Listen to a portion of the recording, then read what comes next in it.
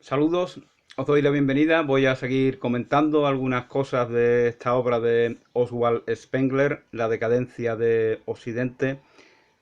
Había dicho que socialismo y darwinismo son similares con su lucha por la vida y por la selección, tan contrarios a Goethe, tan contrarios a la filosofía del autor alemán. Baudelaire y Wagner son ajenos a la sensibilidad de la gente rural. El poeta francés Baudelaire, autor de Las flores del mal, y Wagner, el compatriota de Spengler, entiende que son artistas de la urbe, que se van forjando en esta época de decadencia occidental, lo cual no quiere decir que sean grandes artistas, que no sean grandes artistas. Eh, Ajenos a la sensibilidad de la gente rural. Fijaos que durante muchos siglos el común de las personas, incluso las clases privilegiadas, han vivido integrados en ambientes rurales. Eso comienza a cambiar de manera drástica a partir de la revolución industrial que comienza en Inglaterra. Empiezan ya a construirse esas grandes megápolis con sus infinidad de industrias. También nos habla de esa civilización del deporte, la sociedad de la evasión, del bienestar, del aislamiento de la naturaleza, de la flora y de la fauna, ese construirnos esa visión futurista de mecánica, industrial, tecnológica, de las ciudades en las cuales viven la mayoría de las personas, especialmente en Occidente, eh, tiene como consecuencia pues que ya no ejercitamos nuestros cuerpos de la manera natural que lo hacíamos cuando estábamos integrados en la naturaleza. Entonces, esta vida ociosa, sedentaria, este culto a la vagancia, a la pereza impositiva, no al derecho a la pereza del cual hablaba otro, no a la pereza como algo gozoso, que a veces los que no quieren ser perezosos envidian, eso es otro tema, ¿no? Pero hay una pereza evasiva de personas que se ve que el perezoso gozoso y el perezoso desgraciado se ve claramente. El perezoso desgraciado está resentido, él se acomoda en su vagancia, en su vida evasiva, acomodaticia ante la caja tonta, y ahí su mente empieza a furular, a darle vuelta a cosas, a imaginarse batallas que no existen, y está siempre como resentido, como con cuentas pendientes.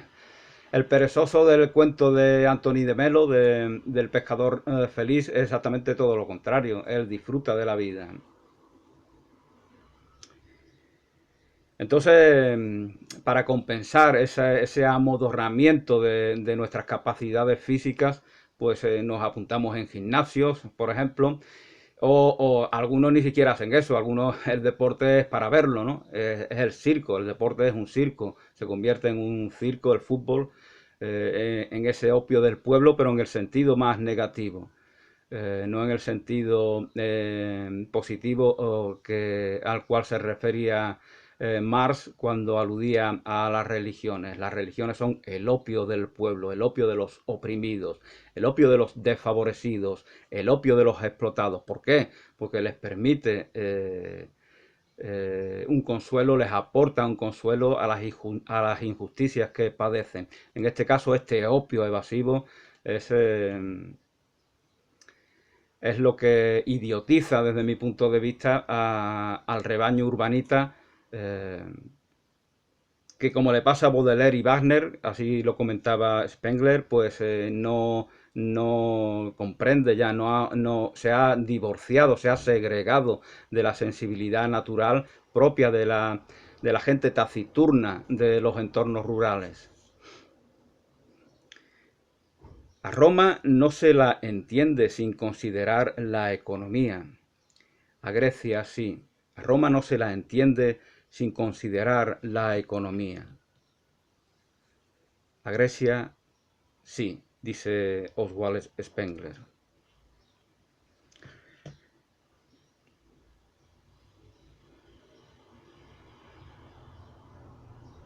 El cesarismo romano da a conocer el imperio del dinero.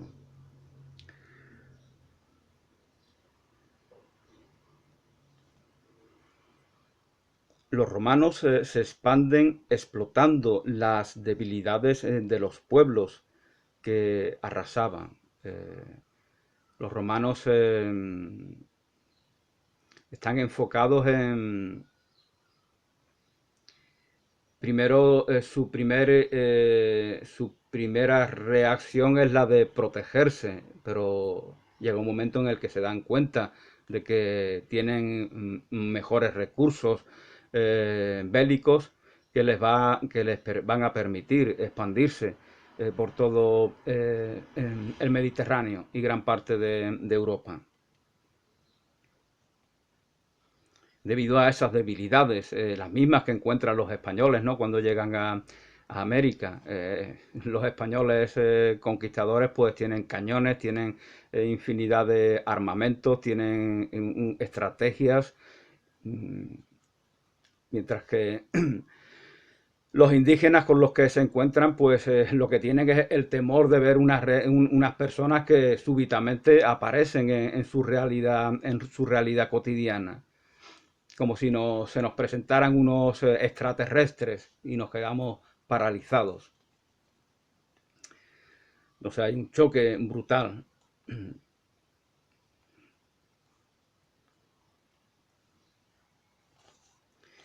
El imperialismo es civilización pura. Evidentemente, civilización, ya lo habíamos comentado, es en decadencia. Fijaos, esta imperiofilia, imperofobia, estos términos pues últimamente pues son muy populares en España. Pues para Spengler, imperialismo es sinónimo de decadencia. Una vez que estamos en la decadencia, pues tenemos la inercia de querer imponer a quienes nos rodean nuestras convicciones, nuestros principios, nuestros ideales, para así corroborarnos a nosotros mismos en que son los mejores. Pero ya estamos en decadencia, ya no estamos en un ejercicio de reafirmación interior de esa cultura en sí misma, sino que ya huyendo de ese virus que confronta a unos con otros, quiere expandirse para disimulárselo. Es pura decadencia. De hecho, vemos como algo que se comentaba, ¿no? En el imperialismo norteamericano, como ellos, esa demagogia barata de que iban a civilizar a los pueblos retrasados, atrasados, pero en realidad los que iban a llevar a cabo esa presunta civilización, ¿quiénes eran? Personas vulgares, violentas, borrachas, o muy jóvenes, o soldados muy jóvenes. Eso no son los elementos adecuados para supuestamente civilizar a quienes presuntamente están atrasados.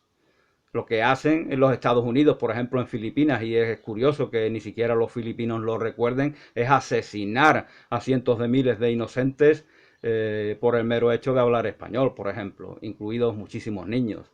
Y es curioso, como comentaba, que genocidios como este pues queden en el olvido.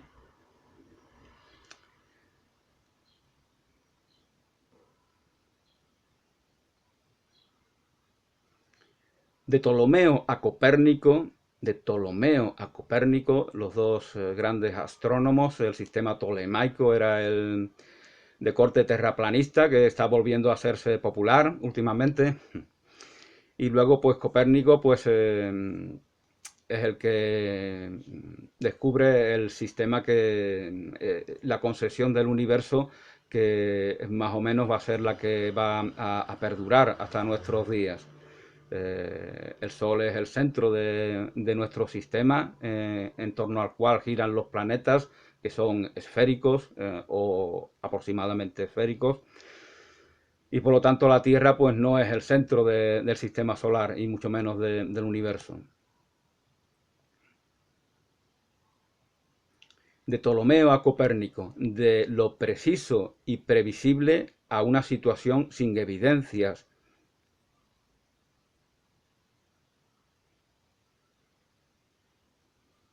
Sin hechos.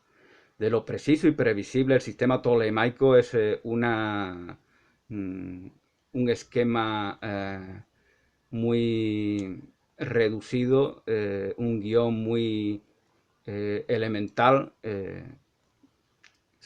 con respecto al cual pues no hay ninguna invitación a algo nuevo, ¿no? Lo copernicano, ya eso ya es algo más fáustico, utilizando el lenguaje de Spengler. Ya se nos habla de un universo inmenso, y esa idea de inmensidad es también una idea de inmensidad interior, de inmensidad en nuestras capacidades intelectuales, de inmensidad en el desarrollo de nuestra cultura. Y también en aspectos negativos, ¿no? Como ese imperialismo sobre el cual hablaba al principio, de querer expandir, imponer a quienes no forman parte de esa cultura, la nuestra. Donde no hay hechos, manda el sentimiento. Allí donde no hay hechos, manda el sentimiento. Bueno, ya lo he dicho muchas veces, ¿no? Que verdaderamente a las personas les mueven los afectos. Eh, si alguien hace algo incorrecto y yo tengo afecto por esa persona, no solamente no me irrito, me indigno con él, sino que incluso siento el afecto que por esa persona se me da, y lo siento más próximo, me siento más próximo a él, a esa persona. Pero si es una persona que ya estoy predispuesto a estar en contra suya, cualquier tontería que haga, cualquier error insignificante, pues hace que yo lo condene al infierno eterno. ¿Por qué? Porque me mueven los afectos, y eso nos acontece a todos.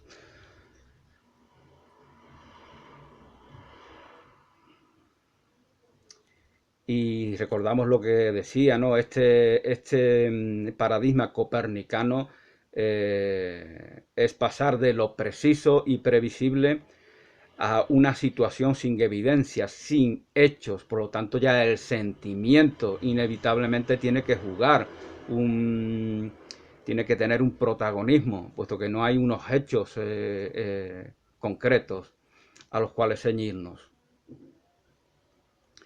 Toda filosofía es sólo expresión de su tiempo y sólo de él. Toda filosofía es solamente expresión de su tiempo y solamente de él. No hay verdades eternas. Bueno, aquí vuelve a subrayar lo que ya nos comentaba en otro momento, ¿no? De ese error en el que solemos caer de manera crónica, evaluar pueblos antiguos, culturas remotas, o en el espacio o en el tiempo, evaluarlo con el paradigma arraigado en nosotros. Entonces ya se da esa comparación con respecto a la cual pues siempre nosotros nos vamos a ver como superiores, y los otros como inferiores. Porque no comprendemos verdaderamente, no tenemos la predisposición adecuada para evaluar esas culturas de otros lugares o de otros tiempos. Los filósofos de la era recién carecen de rango e influencia en la vida real. Los filósofos tienen esta característica, encuentra Spengler en los filósofos. No tienen ascendente sobre el común de las personas. Tal vez lo tengan los payasos de la tele, y no me refiero a esos maravillosos Gaby, Fofó, Miliki y Fofito. Tal vez los charlatanes, personas mediocres, fijaos por ejemplo en la poesía, ¿no? Cuántos grandes poemas se han escrito en cualquier lengua. Sin embargo, la gente se conmueve por letras simplonas, vulgares, ripios, que se hacen, a veces lo hace una máquina. eh, eh, No hay, el poeta no tiene, decía Hölderlin, ¿no? El poeta, lo que permanece, lo fundan los poetas, pero eso a veces es muy a largo plazo. Hoy en día los poetas no están fundando, afortunadamente para ellos, porque si no se sentirían muy culpables, no están fundando nada nuevo que permanezca. Los filósofos de la era recién carecen de rango y carecen de influencia en la vida real.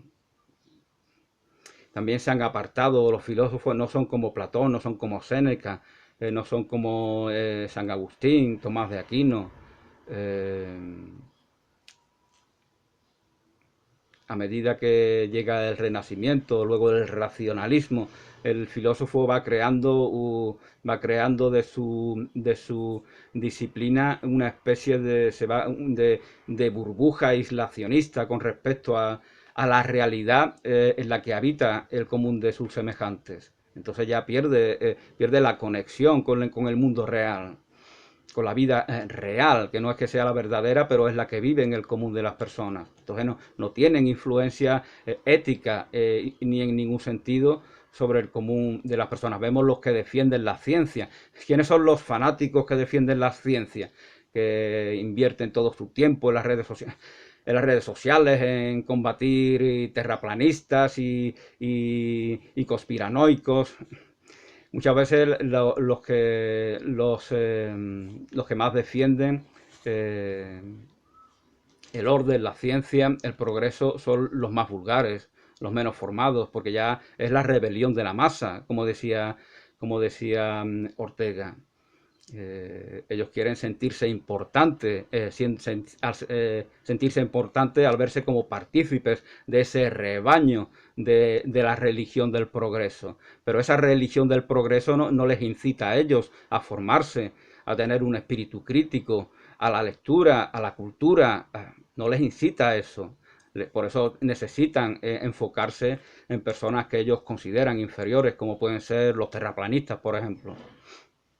O así se sienten ellos importantes, así cualquier paleto que no ha leído un libro en su vida, pues se pega un chute de empoderamiento, ¿no? Que ese empoderamiento está muy de moda. Ya no se trata de reconocer tu poder, que heredas desde mi punto de vista, que soy creyente, así es como nos suelen llamar, ese poder que heredas de Dios y que heredas de Dios y que está latente, presente y vigente dentro de ti, sino que se trata de que tú eres un ser inútil, incapacitado, oprimido, perseguido, en un mundo de miedo, en un mundo de hombres que son todos unos violadores, repugnantes, y tú, pues, paradójicamente, en ese mundo tan asqueroso, tienes que intentar empoderarte. ¿Cómo te vas a empoderar? Pues buscando a débiles a los cuales pisotear. Esa es la educación que se les está dando a los niños y a los jóvenes. Busca a débiles para pisotearlos y entonces ya tú te sientes poderoso, ya te empoderas. Evidentemente esto se hace de forma sutil, no se hace de forma explícita, porque aquellos que lo hacen pues son ignorantes también, si no, no lo harían, evidentemente. Los filósofos de la era recién carecen de rango e influencia en la vida real. Confucio, Pitágoras y otros no eran así. Confucio, bueno, no solamente Confucio tenía ascendente sobre las personas de su tiempo, o al menos sobre las personas relevantes, sobre las élites económicas, intelectuales, políticas, sino que lo tiene sobre nosotros, sobre personas posteriores que podemos leer sus obras. Confucio, Pitágoras, Séneca, Epícteto, Marco Aurelio, todas esas personas, todos esos filósofos, puesto que son filósofos, tienen ascendente ético y de todo tipo sobre el común de las personas, cosa que ya no tienen a partir de Kant, desde mi punto de vista, el común de los filósofos que necesitan, este problema también le acontece a los artistas, necesitan sentirse superiores a sus semejantes por el hecho de ser filósofos o de ser artistas. El artista, como comentaba en el vídeo de ¿Qué es el arte?, que hice el libro de Tolstoy, el vídeo que hice sobre ese libro, el artista ya se ubica delante del propio arte y convierte a su ombligo en su obra de arte en detrimento del propio arte. Es decir, es elitista, es elitista. El artista se convierte en un militante del elitismo que desprecia a la gente sencilla, a la gente común. Eh, de ahí que cuando ataquemos los que pudiéramos en algún sentido hacerlo, el arte de vanguardia, el arte contemporáneo, ellos, su estrategia defensiva es decir que se trata de un arte para iniciados. Y como no estamos iniciados y la gente sencilla y común, los obreros que ellos hipócritamente dicen defender cuando verdaderamente se han segregado de ellos, convirtiéndose en una élite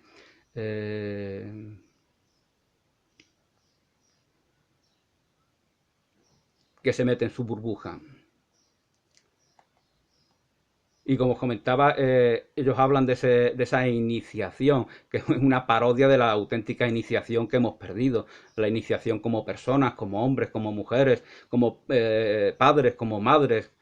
Eso se ha perdido en esta degradación. Vemos hombres y mujeres que no saben educar a sus hijos, no saben gestionar el mundo emocional, que se encuentran los problemas que le plantean los hijos que han traído al mundo, que no sé ni para qué los han traído.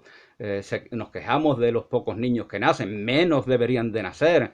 Cuando los padres y las madres no quieren serlo, para qué se convierte en padre y madre?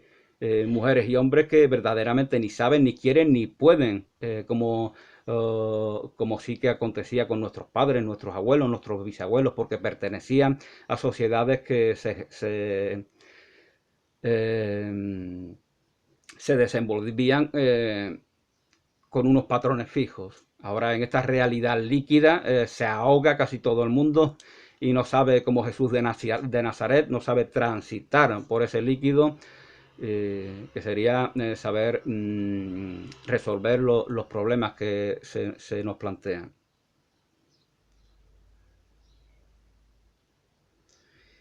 Bueno, pues incluso Goethe era un activo en la política y economía de su país. Fijaos, menciona a su admirado Goethe como persona que todavía en su tiempo, que es el siglo XIX, XVIII y XIX, estaba implicado en la política. Pasaba con los poetas y filósofos y muchos científicos, incluso Rousseau era preceptor, David Hume también estaba al servicio. Ellos trabajaban, escritores famosos como Jonathan Swift o Daniel Defoe, estaban metidos en la política, no vivían, no podían vivir aunque ellos sí que llega un momento en el que dan el pelotazo, como se dice ahora familiarmente, y ganan dinero con sus novelas. Generalmente pues no podían vivir con los ingresos de sus obras. Entonces eran activos.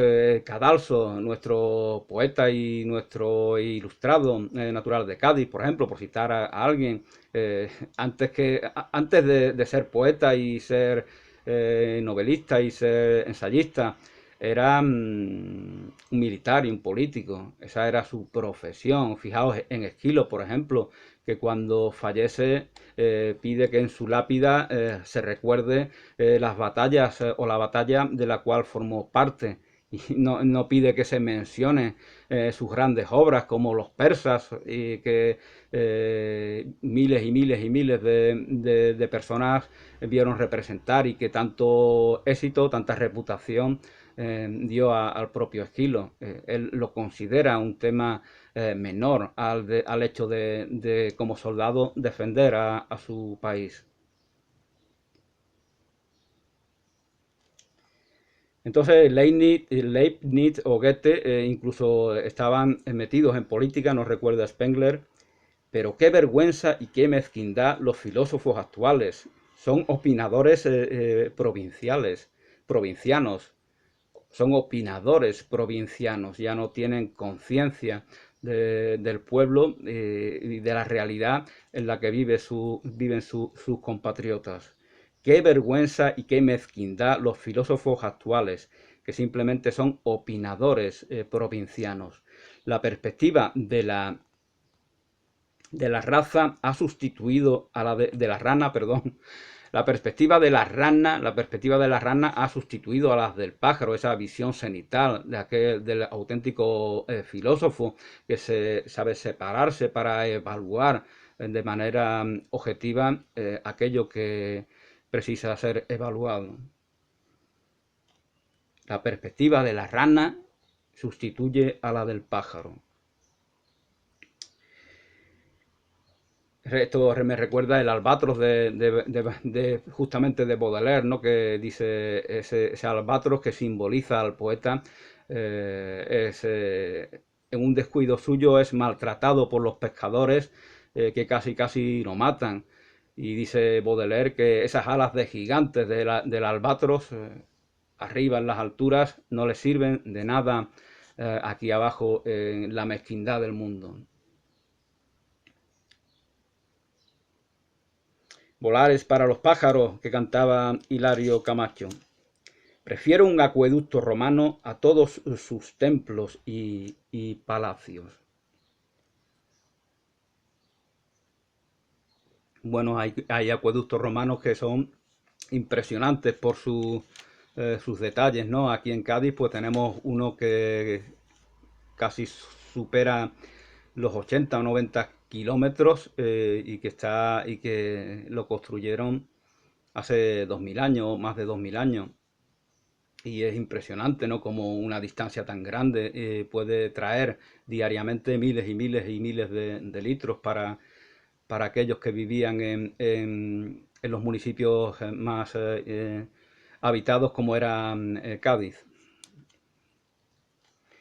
La gran urbe se corresponde a la era irreligiosa. La gran urbe, estamos vacíos y para llenarnos pues nos arrejuntamos ahí como lapas.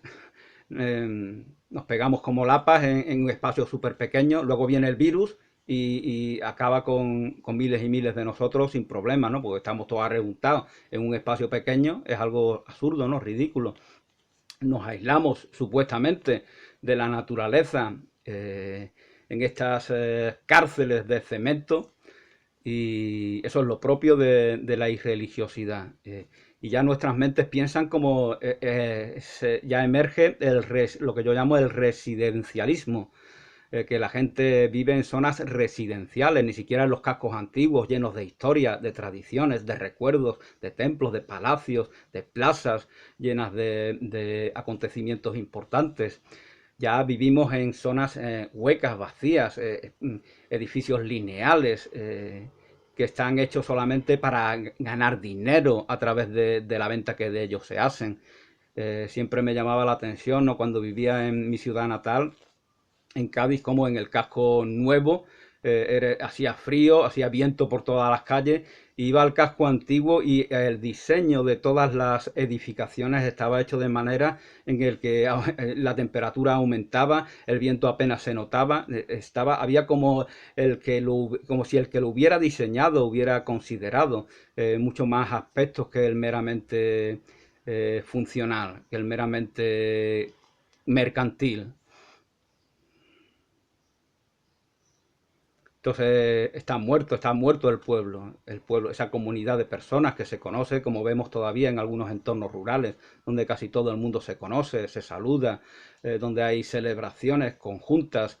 Eso está muerto ya en la ciudad. Fijaos en el carnaval de Cádiz, por ejemplo, ¿no? Que se quejaba la gente de que alcalde y mucha gente de que se tomaba el carnaval como un botellón y no saben que aquí en Cádiz nada más que tomamos zumito y no fumamos cosas raras ni nada, somos todos muy moderados. Bueno, bromas aparte, quieren convencernos de que carnaval es que unos señores canten y otros nos cruzamos de brazos y lo escuchamos. ¿De cuándo ha sido eso el carnaval? El carnaval es una fiesta, como todas las fiestas, participativa para todos. Recuerdo esa escena del libro de Castaneda, las enseñanzas de Don Juan, la trilogía, cuando está el gringo llega a una zona de México en una zona rural de México en la cual están festejando y le invitan al gringo a bailar, a unirse a la fiesta. Gringo, únete a nuestra fiesta, no te se quede usted ahí, por favor. Entonces el gringo no quiere, ¿no? Y entonces, no, yo no quiero, yo no bailo. Y entonces ya el mexicano le dice, mira, tú tienes que bailar, porque si no te voy a arrancar la cabeza de un puñetazo. Aquí bailamos todos. El gringo no se da cuenta porque ya tiene una mentalidad metropolitana. Aquí llega la fiesta, es para todos, todos bailamos, pues el carnaval igual. Todos bailamos, todos cantamos. Es algo participativo para todos. No esa segregación en el cual pues van surgiendo eminencias a los cuales hay que idolatrar, adorar como si fueran seres superiores, que no están a la altura de su mismo pueblo, de sus mismos paisanos. Entonces aquí vemos esa degeneración que se expresa en el carnaval como en toda la fiesta, pero es que es bastante curioso, ¿no?, que se expresa en el carnaval cuando el carnaval se supone que es la ruptura de toda normativa. No es un buen ejemplo como fiesta, pero las fiestas, todas las fiestas tienen en común tradicionalmente en el que, como decía el mexicano, todos tenemos que bailar, todos tenemos que ser partícipes de ella, incluyendo aquellos que circunstancialmente han venido a nuestra comunidad. También deben de incorporarse y ser partícipes de ello, porque es una afirmación de la comunidad y de todo lo que ello significa, ser partícipe de esa comunidad. Bueno, la gran urbe se corresponde a la era de irreligión. Si no hay religión, si Dios no existe, el pueblo de Dios tampoco. Ya no hay pueblo, puesto que es algo trascendente lo que mantiene unido a ese pueblo. Entonces se da esa diferenciación a la cual antes aludía. Entonces hay unos señores a un lado y otros señores a otro. Ya hay segregación, ya hay mentalidad separatista en todos los cerebros. Entonces ya se da también ese espíritu combativo en el cual se busca ser líder, se busca destacar, se busca lustrar el propio ombligo. Ya no se busca la felicidad de sentirse partícipe de tu pueblo, de tu familia, de tu grupo, de tu clan, de tu tribu. Incluso la palabra tribu se usa como algo segregante. Lo vemos en los entornos de las megápolis, las tribus urbanas, que es una tribu, un conjunto de personas confrontados con otra tribu. Ya la tribu no es algo a lo cual participe todo el municipio, todo el grupo, todo el clan, toda la comunidad, sino que es una excusa para la violencia, para la confrontación, para la segregación. Bueno, para Spengler, y con esto voy a terminar, para Spengler la filosofía posterior a Kant no es especulativa, sino práctica, es una filosofía práctica. Nada que ver con el pragmatismo de William James, esto lo digo yo, el pragmatismo de William James, sobre el cual hice unos cuantos vídeos. No tiene nada que ver con esta visión práctica, pragmática de la filosofía. Es mera cosificación. Ya, evidentemente, como vivimos en un mundo que rinde culto a lo inanimado, pues nuestras mentes furulan conforme a esa premisa. Todo es inanimado, las cosas están muertas. Ya no somos partícipes de una realidad viva. Spengler, justamente al no pensar así, por eso concibe la cultura, un grupo cultural lo concibe como algo vivo, lo concibe como algo vivo no porque de manera mágica lo conciba así, sino porque verdaderamente cualquier cultura no es más que una proyección de todos los individuos que han sido, son o serán partícipes de ella. Y si esos individuos están vivos, como evidentemente lo están, pues la cultura, todo lo que interactúa con cada uno de esos individuos, incluido la cultura de la cual forman parte, son cosas vivas. Esta es la diferencia. Para Kant solo hay cadáveres que ni siquiera han nacido, no que sean cadáveres, porque para ser un cadáver primero habría que haber estado vivo en ese cuerpo. Es que son cosas inanimadas, son trastos. Y de esa manera, de la manera en la que vemos todos los trastos inanimados que nos rodean por todas partes, coches móviles, carreteras, farolas, esa luz artificial que sustituye al sol, De esa manera, así nos vemos interiormente también. Esa visión exterior está conforme con la visión que inconscientemente tenemos de nosotros en el interior. Y de esa manera pensamos y sentimos y nos relacionamos.